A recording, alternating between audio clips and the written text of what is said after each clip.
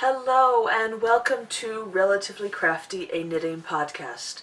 This is episode 19. I am your host, Cristi.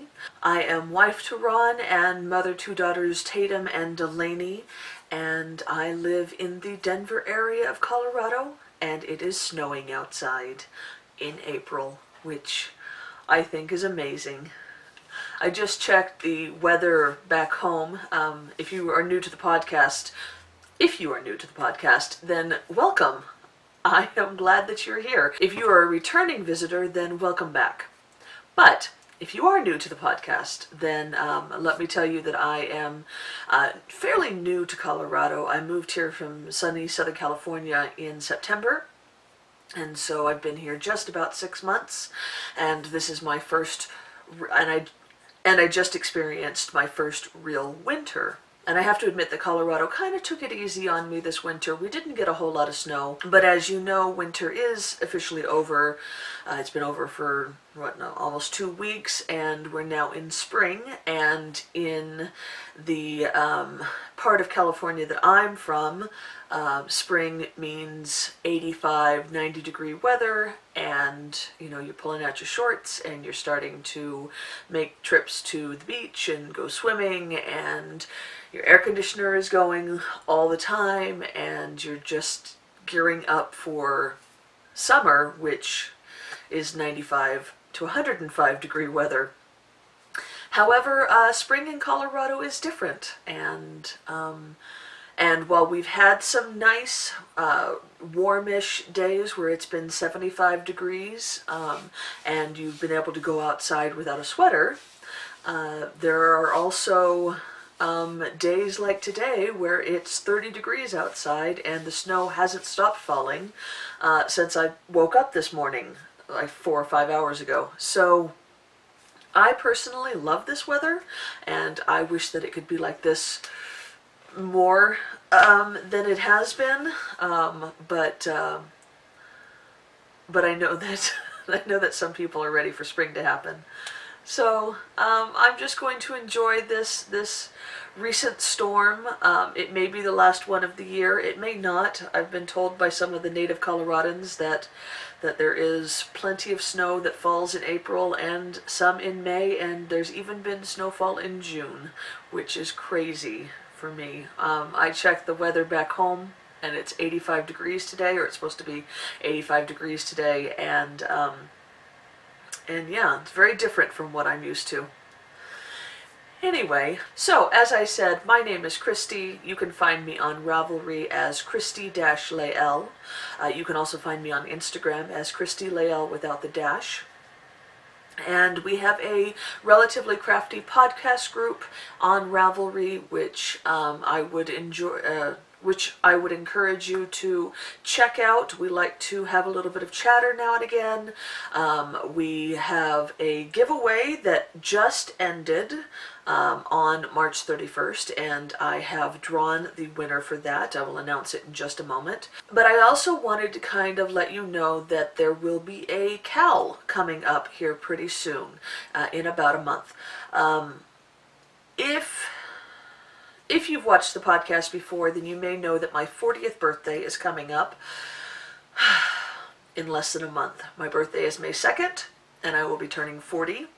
And I'm not quite sure yet how I feel about it. Sometimes I feel really good about it, and sometimes I don't. I don't think I'm having too much of a problem about getting older, but I have to admit I'm a little bit bummed that such a milestone birthday is happening right after I've moved away from everybody I know. I have made a couple of friends here, but it's still, new and budding friendships, and it's not like having everybody that's known you most of your life back home throwing you a big 40th birthday bash. I'm not going to have anything like that, and I had kind of hoped that I would be able to have something like that. If I was living back in California, that would have happened. So feeling kind of, melancholy about my birthday, just simply because I'm going to be spending it kind of alone. I mean, obviously not alone. I have Ron and I have my daughters, and my friends and family will call, and my mom will probably send me a birthday gift, which is great. But and when I say my mom, I mean my mom and my dad and my brother and my uncle. But it's not the same as having them all around. So I will see my parents in the summer, and maybe even my brother, which will be good. And then my parents will be moving out here next year, and my brother, which will be good. So it's just a birthday. We'll make my next birthday that much more special, and maybe when I'm 45 or 50, it'll be a big party. But Ron and I haven't decided what we're gonna do for my birthday. His birthday is at the end of May. He'll be 46. And so we will probably do something as a family and kind of combine the two birthdays together. His mom's birthday is just 4 days before mine, and it's also a milestone birthday for her. She's turning 70, so we'll probably do something big for her birthday because it's important to her, and we like to be able to do what we can to make her feel special, and then we'll do something as a family later on in the month for my birthday. But I totally digressed. I'm sorry. So I had mentioned in the last podcast, I believe, that, or maybe the one before, that Sarah of the Canadian Knitters podcast and I were kind of working out some details to do a knit-along. And so we finally figured it out what we're going to do, and it's going to be a summer sweater KAL. Sarah and I both have been wanting to make Backshore by Alicia Plummer for a long time. I have the yarn already picked out. I have 5 skeins of this gorgeous gray, which is the Verdant Griffin Traveler in DK weight, and the colorway is the Downcast Donkey. It's the perfect gray, slightly tonal. It's just beautiful. So I have 5 skeins in that, and then the other color I have is this, and I don't know if it's coming through, but it is such a beautiful color. From what I'm seeing in the little viewfinder of my camera, you're not getting how beautiful this blue is. It's just teal-y beautifulness. This is Madeline Tosh DK, which is one of my favorite DK bases, and the colorway name is Oceana. And if you've seen this in real life, then you know just how gorgeous this colorway is. And I have 6 skeins of this, so I have plenty to make Backshore. And I've had that in my queue for a long time with that yarn picked out. I was all ready to go, but I needed a little bit more push in order to make it. And so Sarah had her birthday a couple of weeks ago, last month, and I gifted her the pattern and said, if you want to knit it together, just let me know. And so we talked about having a KAL between our 2 podcasts, which I absolutely love. And we had talked about just doing that one pattern, Backshore, or maybe even just doing just Alicia Plummer patterns, but we realized that kind of limits the amount of people that are going to participate. We want everybody to be able to feel included in this KAL, and so we're making it a summer sweater KAL. So you can make anything, just a garment that covers your torso that is summery. Obviously we're not looking for hugely cabled heavy cardigans like my Rustique. That's not really a summer sweater, but something like the one that I'm wearing now, which I will talk to you about in a little bit, or Backshore, or a tank top, or just something light and summery. So that KAL will start on May 1st. I'm not sure exactly the end date, at least 6 weeks, so probably end around the middle of June. And there will be prizes, of course. There'll be a prize in my group and then a prize for Sarah's group as well. And please feel free to double dip. Enter your projects in both of our our groups, you want to have as many chances for prizes as possible. I have picked up a skein in order to have as a prize, but I don't have it yet, so I'll show that to you when you get it, or when I get it rather. And yeah, I'm really excited about it. There will be other things for prizes, but I haven't gotten them yet. I have to figure out what it is that I want to offer up as a prize. So yeah, I'm really, really looking forward to this KAL. Plus, it'll give me an excuse to knit another sweater, right? But let's get back to the giveaway that I mentioned earlier. This was the giveaway for this Gradient Skein by A Million Stars. Laura of A Million Stars was my first Indie Dyer Spotlight? Yeah. And she had donated this gift, sorry, I'm getting distracted by the snow. It's really big fat flakes right now. I love big fat flakes. Anyway, Laura had very generously donated the skein as a giveaway to coincide with the Indie Dyer Spotlight, and so I had a thread open up in my group where you could have entered, and I closed that thread on Saturday, March 1st, and just this morning I drew for the winner. I drew with a random number generator, and the winner was, I believe it was post number 8, and that belonged to VShaw7, who is Vicky in Canada. So Vicky, if you see this, please send me a message on Ravelry with your address, and I will get this out to you ASAP. I'm really excited. And when you knit it, if when you get around to knitting it, share with us in the group, because I would love to see how this looks knit up. Okay, so that is all of the administration stuff, so I guess we can go ahead and get into the knitting now, finally. So, I guess we should talk about the obvious FO that I am now wearing currently. This is my Vienne sweater by Andy Satterland. Yes, I finished it on time, and I mean, just barely on time, guys. I mean, I got the knitting done on last Tuesday night. After I had edited the podcast, I sat down and I just forced myself to pick up those stitches, and once I picked up the stitches, as I expected, the button band went very fast. It was only 8 rows of knitting, one by one ribbing, easy peasy mac and cheesy. So I went ahead and did that and got it finished, but then I had to block it, and that actually took me a while, because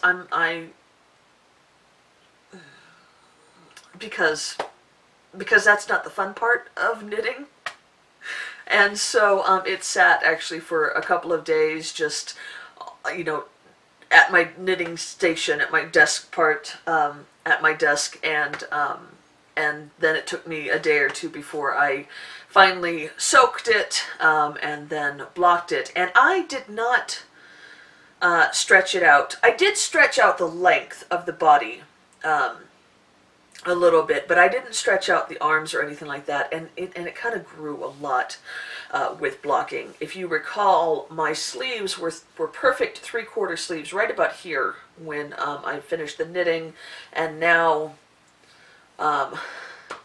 yeah, they're almost full sleeves. I'm okay with it because I can just roll up the ribbing here and it's fine, but And it gave me length in the body, which is great. However, the armholes are a little bit deep now, which I don't really particularly care for. It's okay, and it's a sacrifice that I'm okay with making, because I got more length in the body, and so I can wear it more. Originally, it's fairly cropped, and so I was afraid I wasn't going to get to wear it very often, but yeah, I think actually I'll be able to wear it. I mean, it's a good, nice spring sweater. I won't be wearing it today because it's snowing and it's not very warm. The sweater. I mean, it's okay warm, but not snow warm. There are holes all throughout the back, if you recall. But yeah, I do like the way it turned out. I really love the color. I think it is fairly flattering, and I'm making I'm making more healthy lifestyle choices. Ron's health scare last month was terrifying, and so we've been making healthier decisions with our life. And so with that, I'm walking more and I'm eating better. I expect to shed some excessive weight. I'm not dieting. I'm not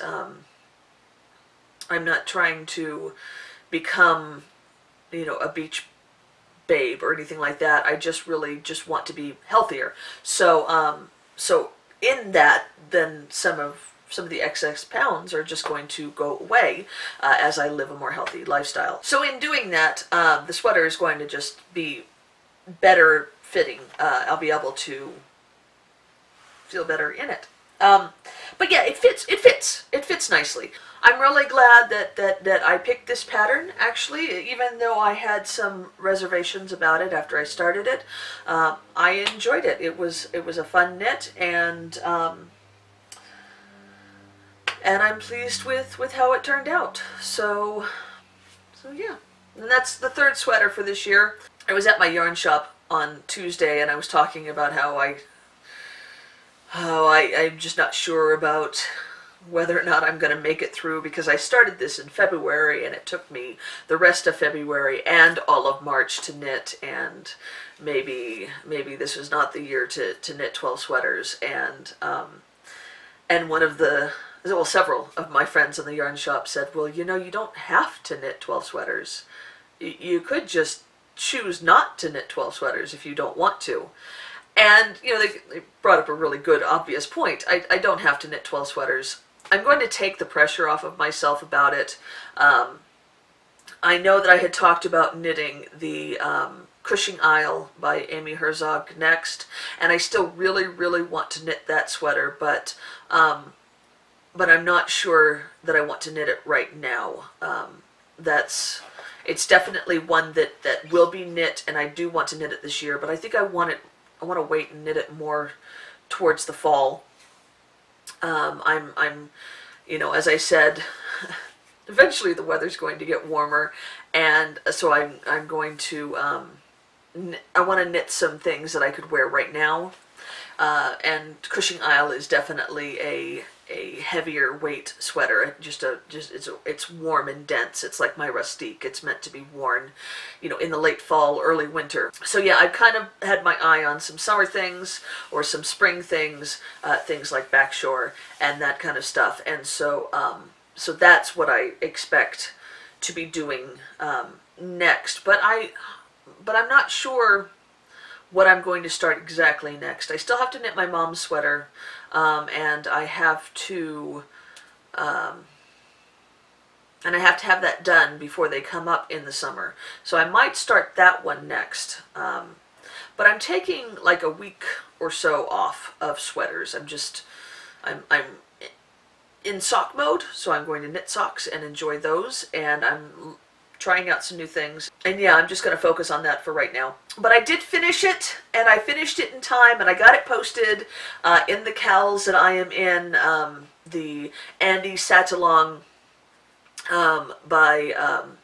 which is run by Katie of Inside Number 23.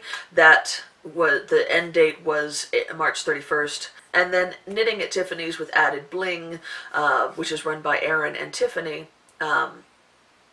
They are also having a garment KAL, and I was able to enter it into that. That one has not ended, so I will link it down below, and please check it out and enter. It's that's a great podcast and two great ladies, and you should totally check them out. And yeah, and then I got my March sweater done, so feel pretty good about that. So let's get into my other FOs. The rest of them are not as big as a sweater.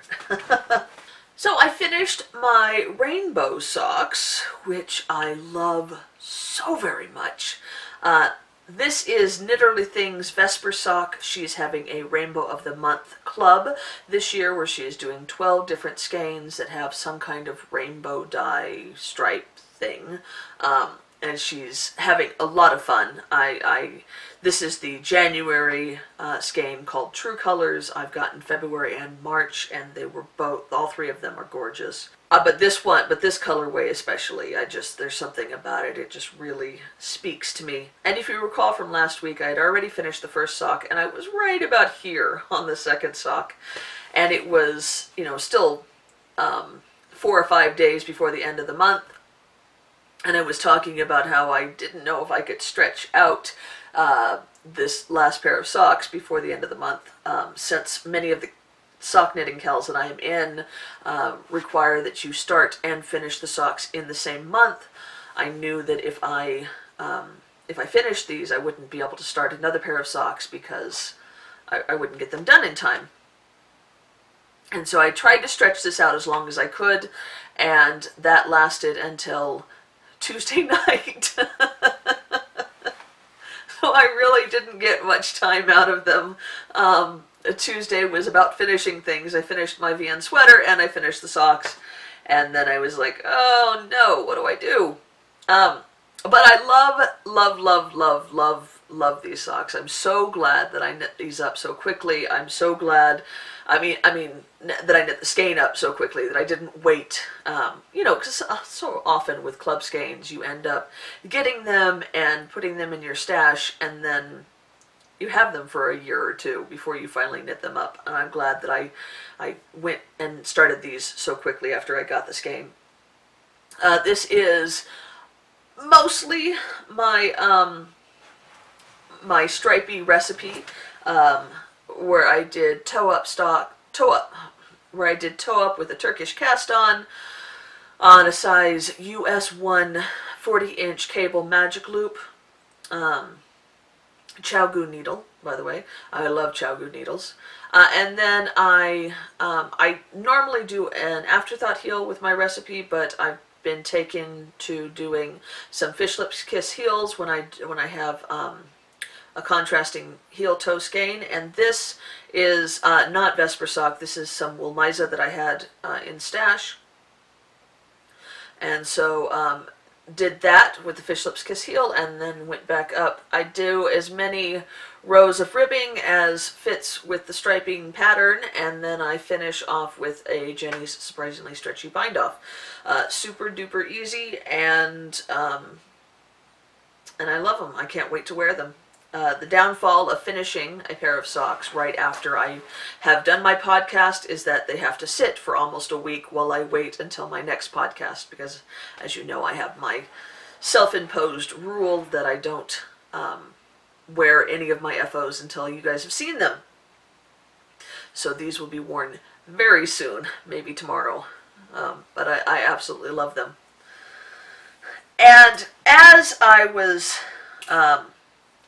trying to figure out what I was going to do now that there was still 4 days left in the month, and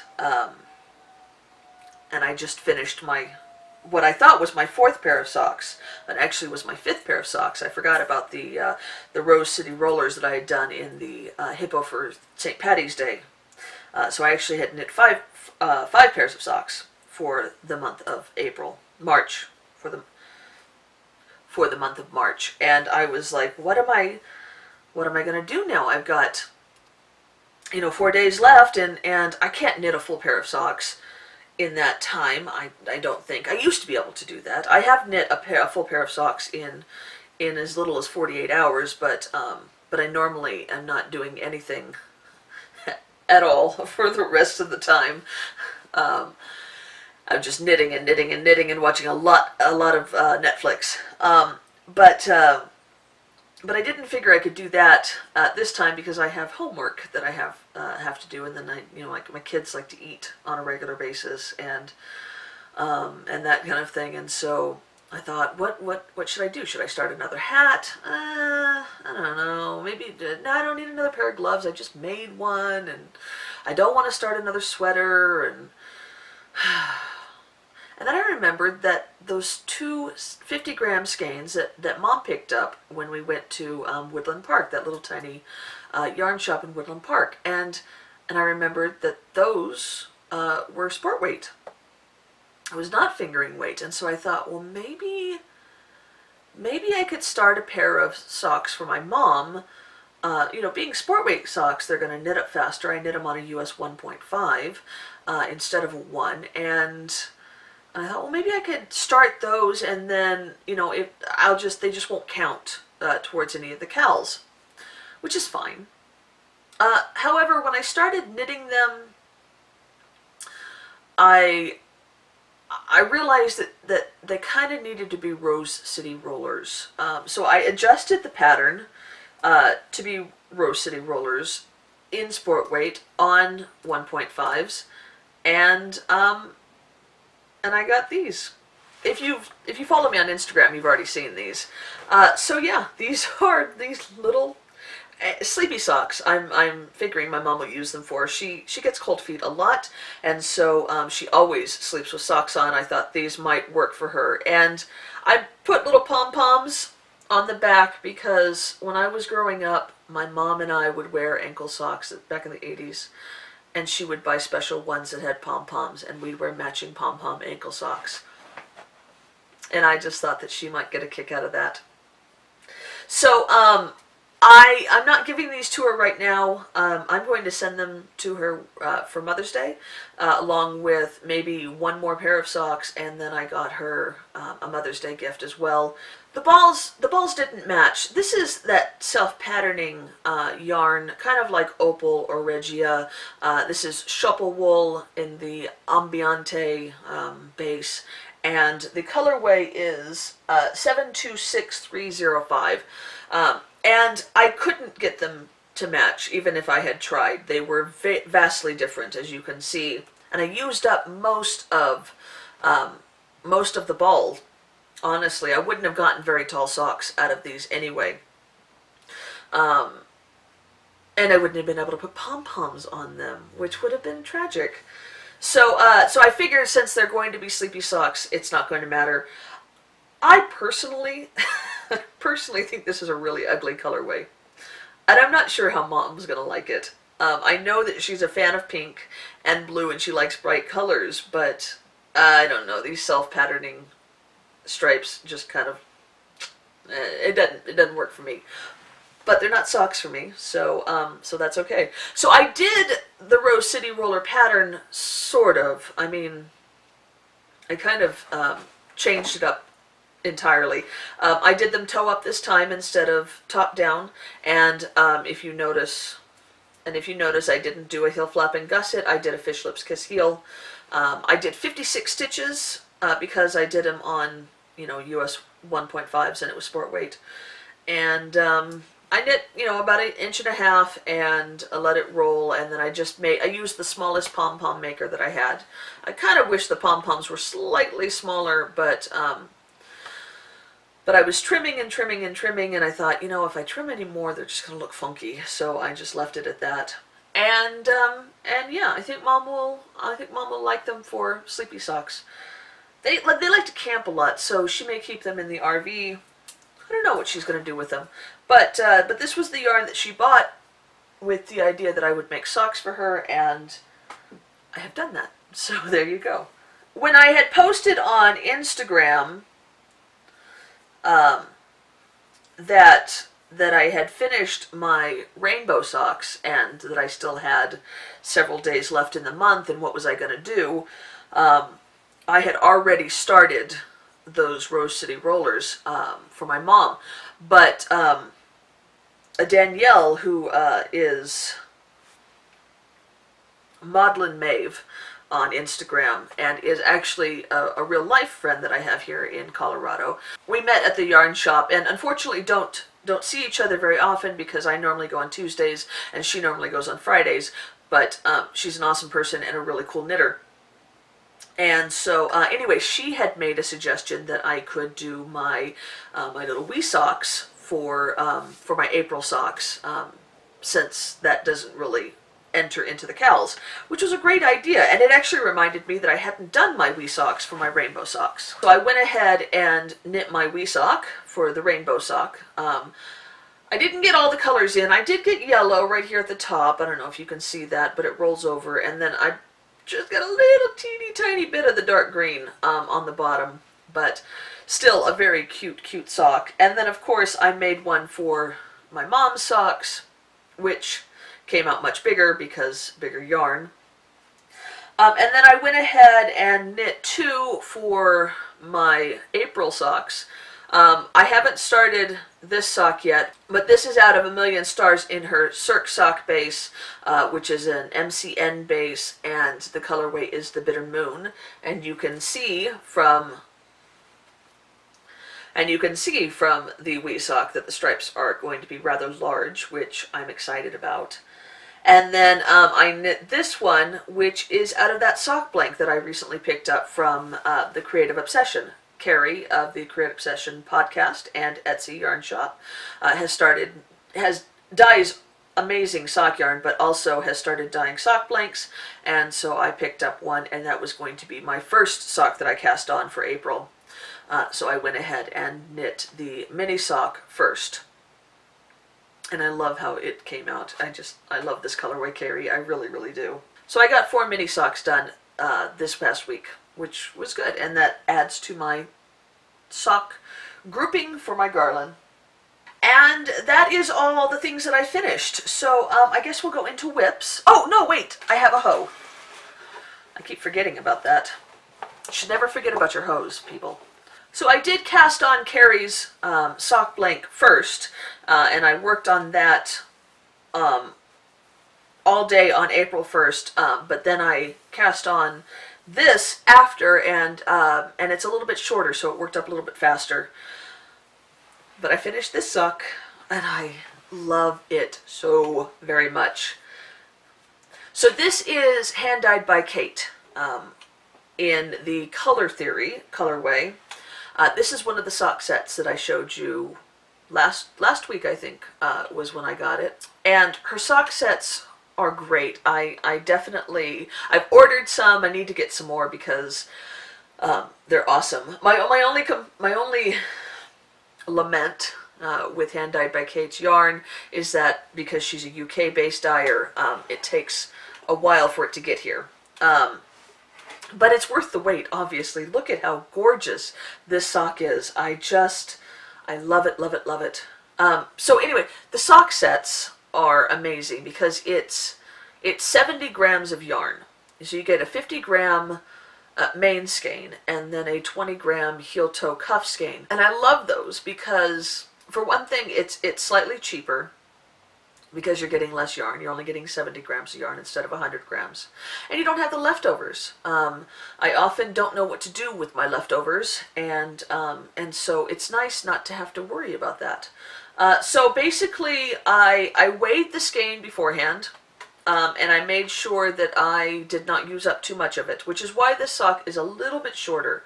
I wanted to make sure that I had at least 5 grams left over to do a mini sock, and I will. I should actually have a little bit more than that, so I might be able to do a mini sock and do a hexaflat for my blanket, which is good. But that should use up almost the rest of the skein, which is perfect. So the leg is a little bit shorter, but I'm happy with that, and I went ahead and used the main color for most of the ribbing, but I finished it off with the blue, the navy blue on top, which I think looks really nice. And I did that because I wanted to make sure I had enough of the blue to do the heels and toes on the second sock. I will have to, I think that in future I'll be able to do heel, toes, and cuffs out of the 20 grams, but I don't know, I think I just kind of wanted to try it up a little bit differently this time, so I went ahead and did it that way, and I love this sock. I love how modeled this is. It's just perfect. She put so many colors in such short repeats, and so it just comes out looking like like a watercolor painting almost. It looks like Monet, like a more vibrant Monet painting. So love it, love it, love it, love it so much.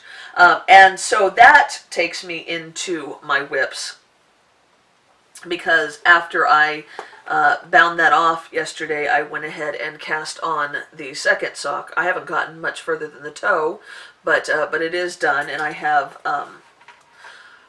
29 grams left over. So so that means I used 21 for the sock. So that should leave me with enough left over after I'm done with this to do the mini sock, as I said. And then another whip that I have is the sock that I started with Carrie's yarn.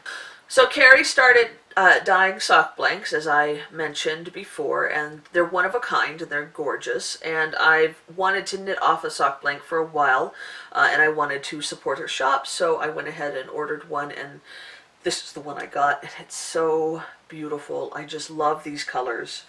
And this was the first sock that I cast on. I cast it on April 1st, which was when I was at Yarn Fest, Interweaves Yarn Fest, and I'm so sorry, guys. I took video on my phone, but I took it with my phone this way, and it made all the video sideways. I thought that, like with photos, I'd be able to rotate it, but I can't. So I should have taken it this way. Actually, what I should have done is taken my camera and used that instead. So I can't show you any of the video. I mean, it wasn't very good video anyway. It was just some of the booths that I went to, but yeah, I can't show that to you. I'm sorry. But anyway, while I was perusing the booths and on the trip there and back, which took about an hour each way, I knit on this, and I love it. I absolutely love it. I love how it's working up.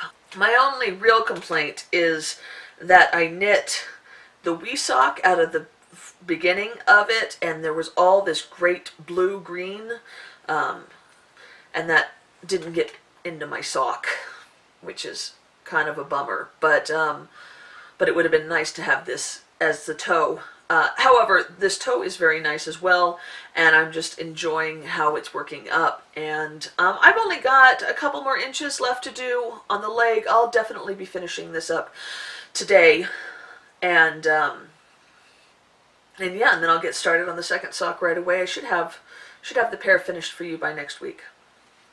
And I have plenty left over. I don't know if this is how people normally do it, but in order to get it to fit into my bag, I folded it in half, as you can see, and then rolled it up like a sushi. And so it sits in my bag, and I'm able to pull from it without any problem. And yeah, just having a grand time. I will admit that, you know, when you knit from a sock blank, it's kinky yarn, and so the stitches don't look as even as my other sock, but I know that will work out in after a wash or two, and it's still making the socks look, you know, the socks still look good, and the stitches may not be even, but they're not holy or anything like that. So yeah, really enjoying this. And then my last whip is something that has been in my future knitting list for a while now. I talked about it, gosh, like 2 months ago. And I kept putting it off because I had to learn entire new techniques, and I wasn't ever sure I was ready to devote the time and effort into doing that. But something about yesterday, I just felt like, nope, now is the time. Now is the time to learn brioche. And so I did. I cast on for the Liguria hat by Katrin Schubert, and if you recall, I was making that out of Malabrigo Rios in the green apple and ivy colorways, and the yarn is worsted. The pattern calls for DK. I don't know why I made that decision, because I could have sworn it called for worsted. Or maybe I assumed that Rios was DK because I knit a lot with Tosh DK, which has a similar look to it, a similar smushy, squidgy look to it, although Rios is obviously a little bit thicker. But anyway, I did some research, and there were several people who made it in Rios, made this pattern in Rios, and I just made a size smaller. I'm doing it on the same needles, just I'm making a size smaller than I normally would for my head circumference. So anyway, Brioche, I'm doing it, guys. Look, look. And here's the inside. Look! I'm so excited.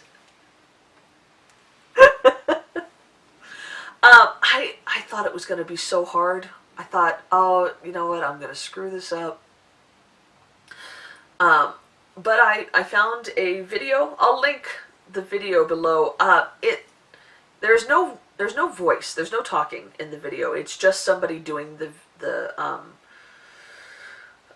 doing the stitches, and there's some text commentary, but it was easy to follow, and actually it's not hard to do. I know a lot of people have always said, oh no, brioche is easy, no problem. It really is. It's easy. You get into a rhythm. You just got to learn how to do the steps, and once you get into the rhythm, it's easy peasy. So this is what I've got so far. This is the brim of the hat. And I stopped here because now I have to start doing the shaping of the brioche design, which might be harder. So as I've said, I've stopped here, and maybe over the weekend I'll focus a little bit more on this, but yeah, I can't work on something like this when I'm watching TV, obviously, and I can't have my homework hanging over my head if I'm trying to do something like this. So I'll wait until this weekend when hopefully my homework is done, or Mondays are my day off of school, and so maybe I'll work on it some more on Monday. But I love the way it is working up. I'm so in love with it. I did make, I don't know if you can tell here, I did make a couple of mistakes on the back side. I'm not entirely sure. It's like one row I missed up a couple of stitches. And I don't know what I did, but that's going to be the inside of the hat. I know that, brioche is like, interchangeable, but I'm going to be wearing it this way with the apple green on the outside. And so I'm not too worried about it. Whatever I did do, I'm not doing it anymore. So anyway, I enjoyed it. I could do this. This was actually, it was comfortable. It was fun. It was kind of fun. And I love it with the two colors. So I could do this kind of thing all day long. Yeah, really enjoyed it. So we'll see how the rest of the hat works up. And that is...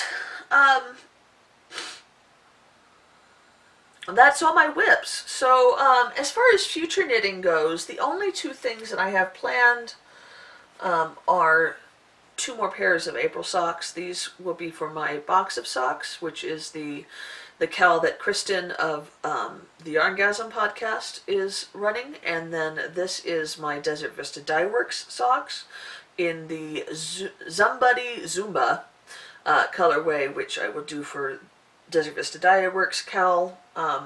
And then I'm not sure what I will knit after that. I knit 6 pairs of socks in March, so it's possible that I could knit more than 4 pairs of socks in April, especially if I don't really focus too much on a sweater. So I might make April the month of socks and just crank out a bunch, because I've been getting all this new yarn, and I really, really want to make it into socks.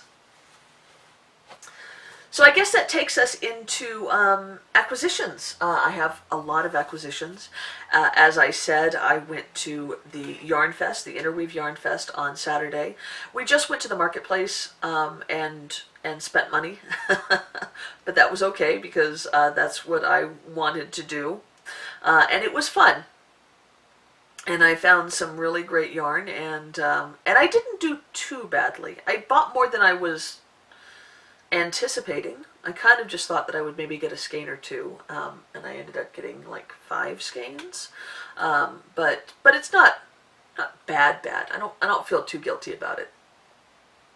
But before I get into that, I did pick up some more Lolo Did It Little Lolos in some great colors. I got the Coal Miner's Daughter, which is a beautiful medium gray, and these are all for heels, toes, and cuffs.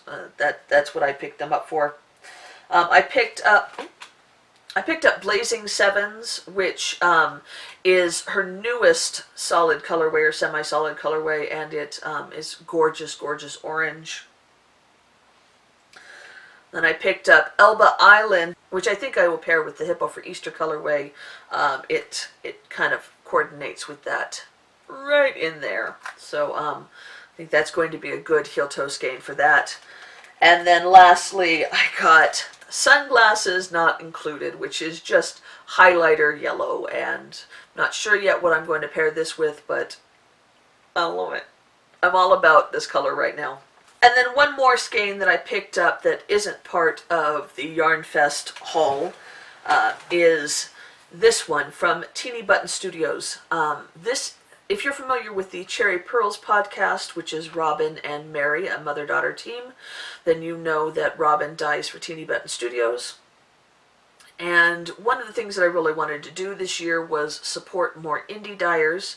And so Robin is an indie dyer that I really think is very talented, and so I picked up one of her skeins. There's several colorways that she has dyed that I've wanted but I've missed out on, and so I'm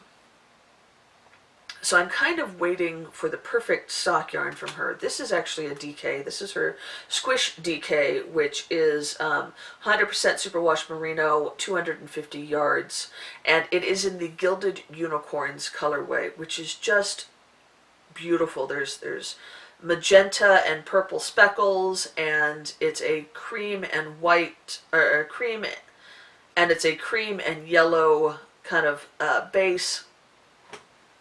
It's just really, really pretty. And I'm thinking maybe a hat, or maybe even a KAL. I'm really excited to see how this knits up. And now let's get into the Yarn Fest yarn. So the first booth that we went to right after we got inside was the Woolly Wonka booth, and I found a skein that I really loved, but it looked an awful lot like something that I had recently ordered from a different indie dyer that will hopefully be here soon. And so I didn't buy that because I'm trying not to get, skeins of the same color all over the place. This one was the other one that really caught my eye, just because it was so almost chaotic. There's so many colors in here. Lots of green and yellow, which I love, love, love. This is her Rhiannon sock yarn base, which is in 75-25 merino nylon, 465 yards. And the colorway is Spatterdash. And I was impressed with the prices at her shop. This was only $22, which is a pretty decent price for a skein of sock yarn. And I'm excited to see what kind of socks it makes. There's so many colors in here. I expect it's going to be very mottled, which I'm okay with. I really like that look. And then the one booth that I was super duper excited to go to was Biscotti's booth. I've knit with Biscotti before. I have some in my stash. I love their stripes. And so knowing that they were going to be there and I was going to be able to look at them all in real life, I was really, really excited about that. And I was there for a second and saw this skein and said, nope, that must be mine. So I just grabbed it. It's the only thing I bought from them because I was trying not to overindulge, knowing, because this was like the 4th or 5th booth that we had gone to, and so I knew that there was going to be more. We had the rest of the whole marketplace to look at, and I didn't want to, blow my wad all in one spot, as it were. But this one definitely had to come home with me. This is the Biz Sock. I'm assuming that's how you pronounce it. BISSOCK. Biz Sock base, and it is 8515 merino blend, and it is in the Stitch Surfer Nemo colorway. This may look like it's a single skein, but it is actually two partial skeins put together, two half skeins. You have the blue, this beautiful teal color, which is pretty much exactly the same color as my Oceana Madeline Tosh. And then you have this Nemo stripy colorway, which is orange and white with a small black stripe in between. And this is the only time that I'm ever okay with a black stripe, and that is because that's how a clownfish looks. But it's meant to make the Stitch Surfer pattern, which is a free pattern on Ravelry, and they actually gave me a hard copy of it to go along with it, and I'm really excited about it. It's a pattern that I've wanted to make for a long time, and I've wanted to make it because of this colorway. I'm super duper duper excited about it, so I'm definitely going to be making this soon. And then I didn't know anything about this yarn dyer before I went to their booth, but I was just blown away by so many of their colorways. This is Western Sky Knits. Gorgeous, gorgeous, gorgeous yarn. There was so many colorways that I could have taken home, but this one called my name, and they killed me because they had it in every single base. This is Fishbowl, and I don't know what it is, but right now I've got a thing going for this brilliant orange and this teal blue. It's just like a thing right now. And I just absolutely loved it. I don't normally go for variegated like this, where there's big blocks of color, because they tend to pool. But I could not pass up this orange bulb of color. I mean, look at that color. Oh. So anyway, this is in their Aspen sock, which is an 80-20 merino blend, 400 yards, and as I said, the colorway is Fishbowl, and it's gorgeous. That one probably won't be knit for a while, just because I want to frame it and put it up on my wall. It's just so beautiful. And then the last two yarns that I got are both hedgehog. And I feel kind of sheepish about it because they are both my local yarn shop, which is Colorway Yarns in Centennial, had a booth at Yarn Fest, and that's where I bought these. So I bought yarn from my yarn shop at the Yarn Festival.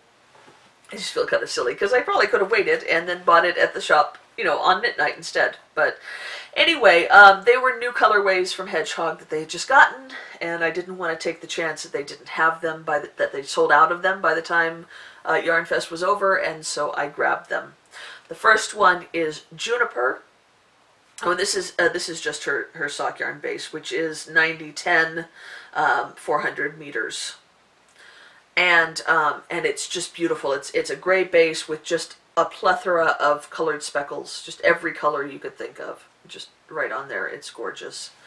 And then the other one that I got is called Wild Card. It's just highlighter yellow with some green and blue and burnt orange and bright orange speckles, and a little bit of pink speckles in there as well. I'm really excited about this. I'm very much into bright colors right now as well. Maybe it's because it's spring.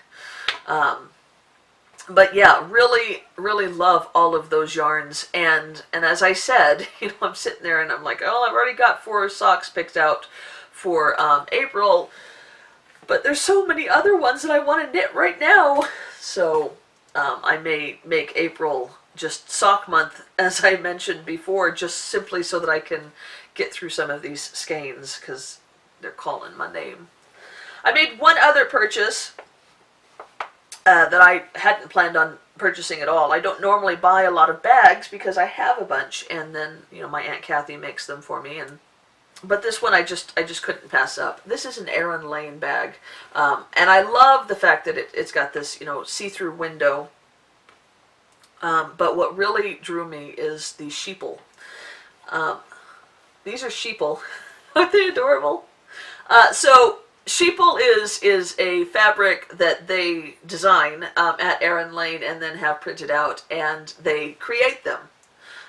So this is obviously the Doctor Who sheeple. They had Harry Potter, They had Star Wars. I think they had a Western one, which I almost got, but it looked a little bit too much like California. In fact, I assumed it was California, but she said that because it had like a Gold Rush sheeple and a surfing sheeple and like a sheeple on the Golden Gate Bridge, and one at the Hollywood sign, only it was like the Sheeplewood sign, and so it looked very California-esque, but she said that it was just for the West, just what she thought of as the West. But anyway, this one called my name Doctor Who, and it's got representations of many of the doctors, but you'll notice that this doctor is knitting his scarf, the fourth Doctor's scarf, and this one is knitting with some sonic screwdrivers, and this one is knitting on top of the Sheep Police box. I just love it. So yeah, beautiful bag from Erin Lane. She had some that were regular drawstring bags as well. I almost got one of those, but I like the idea of being able to see what's inside the bag, and so yeah, I definitely want to get some more sheeple bags. I talked to her about doing Alice in Wonderland, and she said that that was something that they were thinking about, and then she also said that she might be doing a Lord of the Rings as well, so I'm gonna have to keep my eyes open for sheeple. So as I said, as I do regularly, all of these dyers and bag makers will be linked down below in the stash edition portion of the show notes. I encourage you to check out every single one of these indie makers. They're all very talented, and we really need to support our indie makers. You know, these people share with us their talent, and we should support them and really make indie dyeing and indie making a huge industry. That's how I feel about that. So anyway, guys, I am starting to feel my tummy grumbling. It's lunchtime here in snowy Colorado, and I'm excited about eating that. Plus, I want to get back onto knitting my socks. I can't wait to finish them. So I hope you have a wonderful day, and I will talk to you later. Take care. Bye-bye.